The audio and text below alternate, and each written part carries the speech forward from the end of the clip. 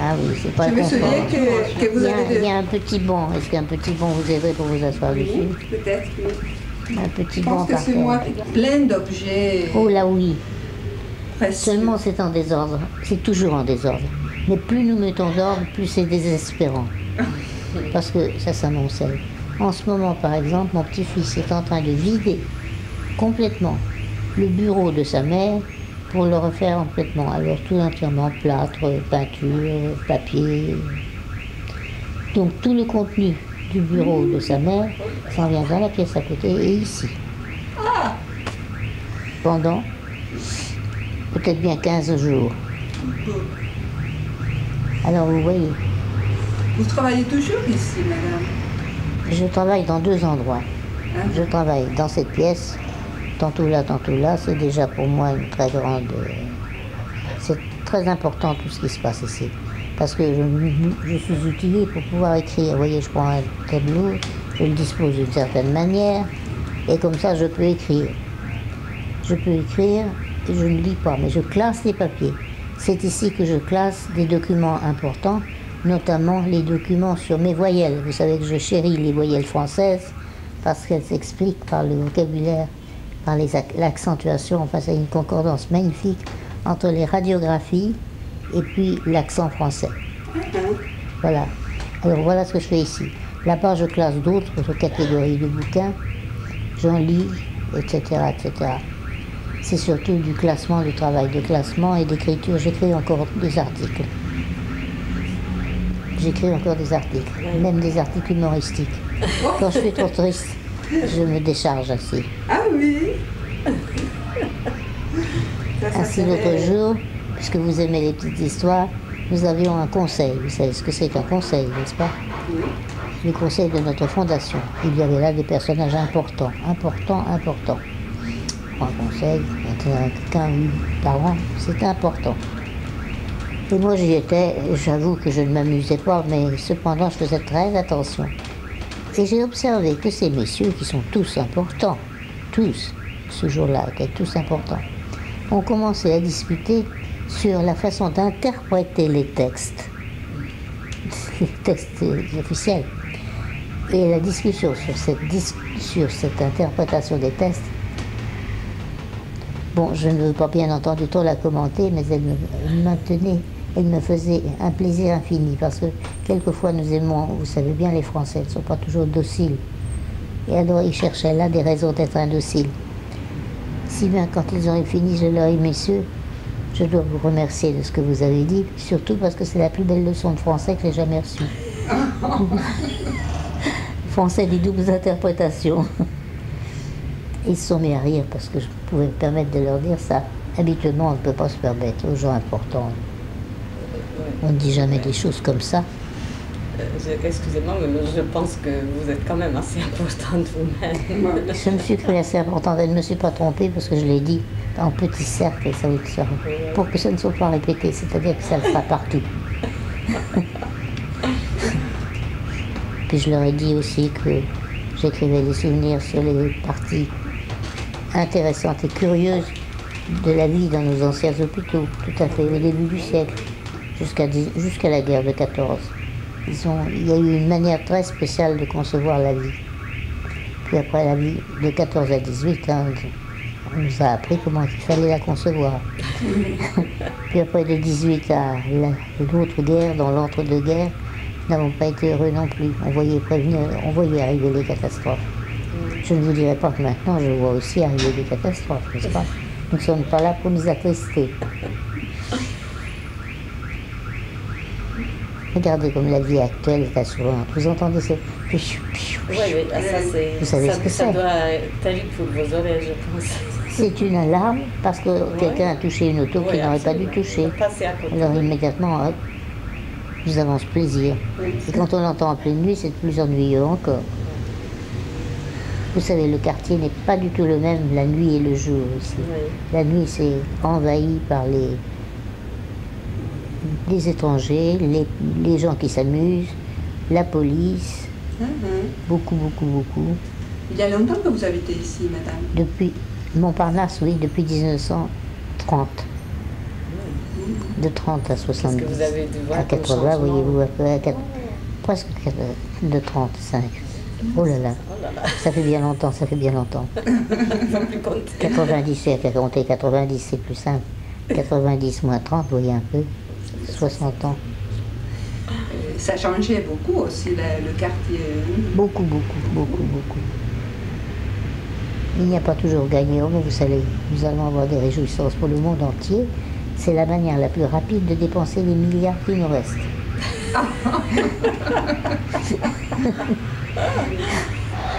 Ça sera très beau ce jour-là. Oui. Très haut, très beau. Il y aura des feux partout, il y aura des... Ça dépend quel genre de feu. J'espère qu'on évitera les plus mauvais. Ah. Enfin, en tout cas, il y a des renforts de police, c'est fantastique. Oui. Aujourd'hui, rien que parce qu'on conduisait Coluchet, je ne sais pas trop où, eh bien, il a fallu 30 personnes d'équipage pour le conduire. Hein. Rien que pour emmener Khrouchtchev, les Russes, d'un endroit à l'autre endroit. Tiens, attendez, il y a quelqu'un qui est entré. Qui est là? C'est vous. Merci, Emilia. Je ne sais pas si vous avez vu ces dames l'autre jour. Si vous les avez vues, ce sont les dames d'Amérique du Sud. Elles me posent quelques petites questions. Ah oui. C'est une... Et depuis quand est-ce que vous travaillez en orthophonie, madame? Si je vous dis Depuis quand est-ce que vous avez créé l'orthophonie en France? Bon, attendez. C'est pas comme ça que ça se demande. Oh. Parce que c'est presque en étant une petite fille, tout bébé, que j'étais extrêmement intéressée par les sons, les bruits et la copie de la parole des personnes qui m'intéressaient. Ah oui. Et la copie de la parole des bêtes qui m'intéressaient. Je faisais très bien la vache, je faisais très bien le pigeon, toutes les bêtes autour de moi, je les aimais et je les imitais. Ah, Donc j'aimais, si je vous comptez ça comme l'orthophonie d'une vache, moi je veux bien. Enfin. Et puis je m'intéressais au bruit. Je me rappelle que je n'avais pas 4 ans, lorsqu'un jour je dis à mon petit cousin, celui qui a 4 ans de moins que moi, donc un bébé, 4 ans, j'avais 5 ans, 5 ans moins 4, j'avais donc 5 ans et lui il était un bébé. Il nous voit nous coucher sur un sentier, sur une petite montée, que nous appelions la montagne. Elle avait simplement 150 mètres de hauteur. Enfin, c'était nous appelions la montagne. Et il me dit, qu'est-ce que tu fais coucher? Coco, il m'appelait. Pourquoi tu es couché? J'ai dit, pour écouter. Écouter quoi? Mais tu n'entends pas les bruits dans la terre? C'était vrai. Il y avait une espèce de... Dans certaines régions de France, vous savez, on entend souvent des bruits souterrains. Je ne sais pas si vous en avez en Amérique, probablement aussi. bon, je pense, oui. Bon, il y a des régions, où, particulièrement le Limousin et l'Auvergne, on entend très fréquemment des bruits souterrains. Ce sont des turbulences internes, quoi, qui sont abouties généralement à des volcans éteints, sauf quand tout d'un coup il y en a un qui se réveille. Et alors dans ces cas-là, longtemps avant, on entend des grondements souterrains. Et bien j'étais toute petite, je n'inventais pas l'orthophonie, mais je m'intéressais follement, voyez, aux cris des bêtes, à la façon de parler des gens, au point que longtemps on a cru que je me moquais des gens. Voulez-vous que je vous raconte une histoire où on disait que je me moquais des gens? Ah, ouais. Mais j'étais beaucoup plus vieille, j'avais au moins 5-6 ans, 6-7 ans peut-être. Cette fois-ci c'est à Paris. À Paris, dans un très beau quartier qui s'appelle Saint-Germain-des-Prés. Ah, Vous connaissez peut-être Saint-Germain-des-Prés? oui. Bon, là il y a une très belle église et dans des vieilles maisons. C'était un très vieux quartier dans ce coin-là, une partie très ancienne. C'était dans ces vieilles rues que le matin circulaient des marchands ambulants. Ils n'avaient pas connu ça, ils traînaient une petite voiture et ils vendaient des légumes, des fruits, etc. Moi j'étais enfermée dans une petite chambre qui n'était pas belle et qui avait des barreaux de fer comme les barreaux des prisons, vous savez, les gros barreaux. Je ne m'amusais pas, j'étais toute seule. Maman n'avait pas l'habitude de me garder, mon père avait autre chose à faire, j'étais souvent seule et ça m'était égal parce que je vivais avec des personnages, ceux que j'ai créés. Mais là je ne les créais pas, j'entendais passer la marchande de 4 saisons qui vendait. Alors je vais imiter les bruits des 4 saisons, de la femme des 4 saisons. Hey, Katsu, la petite chicorée sauvage! Puis quand elle vendait, attendez, il y avait le marchand de tonneaux parce que à cette époque-là, On commandait, quand on avait un peu d'argent, on commandait des barriques de vin dans les régions où il y a du vin, par exemple dans le Bordelais. Nous autres, nous recevions une barrique de Bordelais. Quand c'était vidé, il y avait un marchand qui venait chercher les vieux tonneaux et qui les emportait. Et il criait ainsi: tonneaux, tonneaux, marchand de tonneaux. Vous voyez? Attendez, je vais en imiter encore 2 ou 3. Il y avait un billet à vendre, il faut ferraille.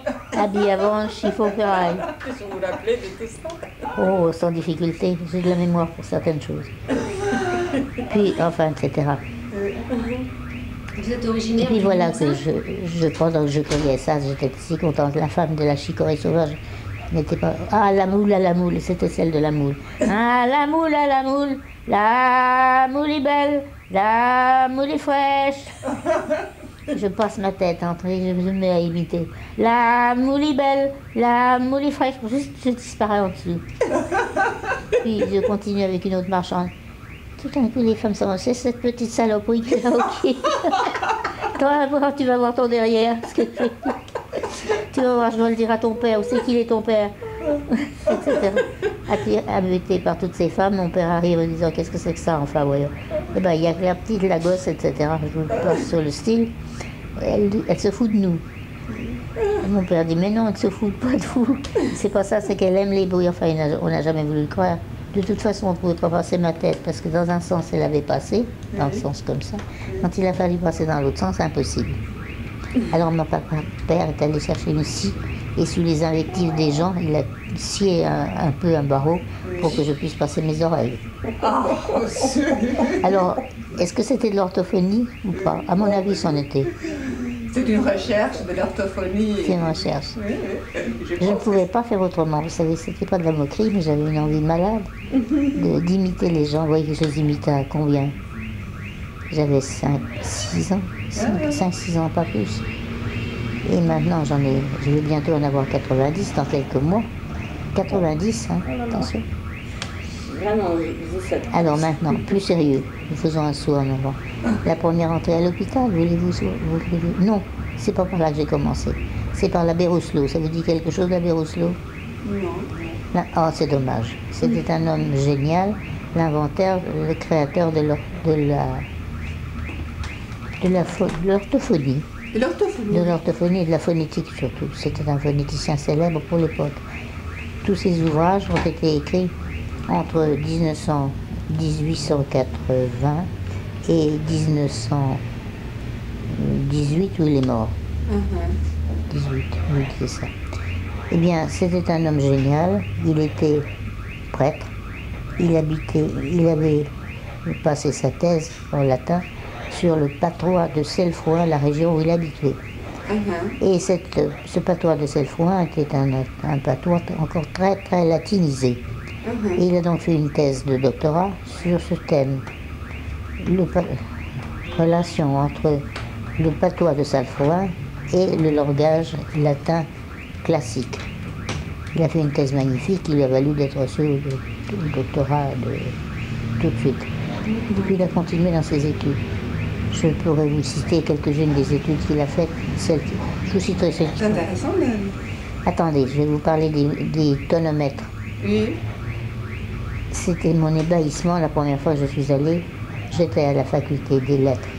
Je travaillais ma licence à ce moment-là, en 1920, à l'Institut catholique, qui était une faculté catholique, l'Institut catholique, dirigé par Monseigneur Baudrillard. Et la Sorbonne, peut-être que le mot Sorbonne vous dit quelque chose. Mais oui. Bien sûr. Et la Sorbonne, vous êtes vraiment bien mal. Qu'est-ce que j'y peux? Rien. Non, non, je vous vois très bien Bon. ici. Alors, entre les deux, il y a le jardin du Luxembourg et l'abbé Rousselot, quand il avait fait son cours de langage, aimait être reconduit, et moi je l'accompagnais avec joie, vous comprenez bien, depuis la faculté catholique jusqu'à l'université, jusqu'à la Sorbonne, en traversant les jardins du Luxembourg, et parce que j'étais heureuse de travailler de ça avec lui. Il avait encore des idées sur le patois de sa région, le patois de Cellefrouin. Et il pouvait me parler patois, et ça m'amusait beaucoup. Donc je faisais déjà de la phonétique encore et toujours avec lui, et puis moi aussi.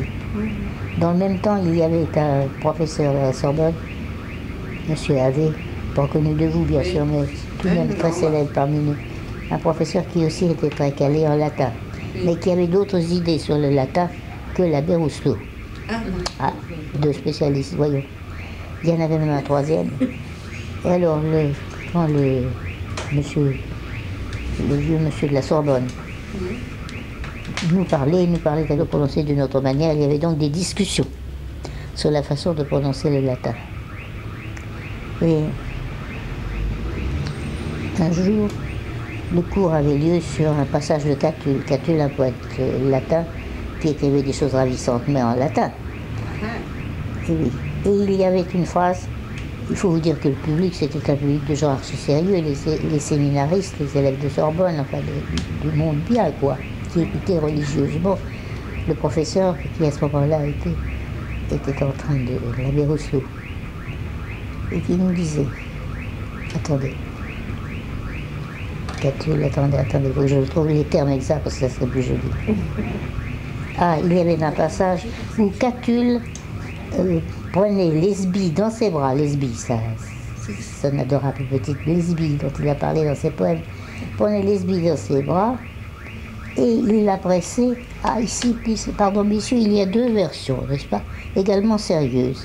Il y a la version ordinaire, presser Lesbie sur son sein. Imaginez que bon, le sujet ne nous passionnait pas tellement, on attendait la suite. Mais il y a une deuxième leçon, et j'avoue que oui, extrêmement difficile de choisir quelle est la meilleure. Cette deuxième leçon, c'est presser Lesbie avec son sein. On commençait déjà à avoir plus ou moins franchement envie de rire. Parce qu'enfin, après avoir pendant un quart d'heure discuté, devant la salle qui commençait à avoir franchement envie de rire, eh bien, la leçon qu'il me semble utile de préférer, c'est celle-ci. Presser Lesbie avec son sein. Un immense éclat de rire a envahi la salle parce que nous n'en pouvions plus. Et puis alors, un des professeurs parlant de l'autre, le professeur de Sorbonne, parlant d'un autre, qui c'était l'abbé Leger, un autre grand latiniste français. Messieurs, il ignorait les femmes, il n'a jamais dit madame à quiconque. Madame, non, messieurs. Messieurs, il y a deux personnes en France, peut-être une seule, pour savoir le latin. Il y a moi et mon collègue l'abbé Leger, peut-être sait-il aussi le latin. Les autres savent du latin. Nous autres, nous savons le latin. Hein? Que voulez-vous?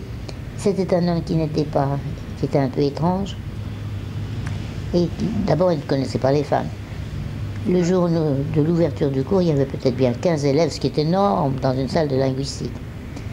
Messieurs, je vous saurai gré de sortir tout de suite si vous n'avez pas l'intention de suivre le cours. J'attends. Puis il attendait en effet. Alors, j'ai dit que ceux qui ont l'envie de s'en aller ne manquent pas de le faire tout de suite. Ne perdons pas notre temps. Alors on a entendu quelques bruits de pieds et quelques-uns d'entre eux se sont sortis. Je dois dire qu'à la fin de l'année, il n'y avait plus que 3 élèves, dont un de mes camarades, et finalement, non, à la fin 2 élèves seulement. Vous? Et un autre, un garçon qui aimait beaucoup la linguistique aussi. Et nous suivions le cours de linguistique ensemble. Vous voyez? Quelle résistance, madame, quand même. Alors maintenant que je vous dise des choses plus sérieuses, vous croyez qu'on ne fait que s'amuser en Sorbonne? C'était pas le cas, je vous assure. D'autant plus que les filles étaient ignorées. Mesdames, puisqu'il y a des femmes là-dedans, veuillez aller dans le fond. Ici, messieurs de Normal. Oh non! De Normal, de l'école normale, de notre grande école normale. Messieurs de Normal, veuillez avancer. Nous allons commencer. Et il n'y a pas un mot, pas un regard, rien n'allait dans notre direction. À la fin de la séance, il donnait généralement un devoir aux élèves de Normal. Jamais il n'y avait qu'un devoir à corriger. Pour nous, nous n'existions pas. Après, c'est tout. Il fallait s'accrocher. Enfin, ça n'empêchait pas de travailler. Il y en avait un autre, un professeur, qui était méprisé des grands, des ultimes dont je vous parle. Parce que c'était un ancien instituteur. Ah, vous devinez tout de suite. Or, il avait écrit un dictionnaire, il avait écrit des livres qui s'appellent Les Grands Commençants. C'était excellent, il croyait qu'on pouvait commencer le latin à 18 ans et 20 ans. Il n'avait pas tort, pourquoi pas. Moi-même, j'ai commencé très tard. Eh bien, on parlait de lui avec un dédain total. Monsieur avait dit, nous savons le latin. Il y a ici des gens qui s'imaginent avoir des connaissances. Ils ont, paraît-il, fondé des livres, un dictionnaire. Ne perdons pas notre temps, je vous en prie.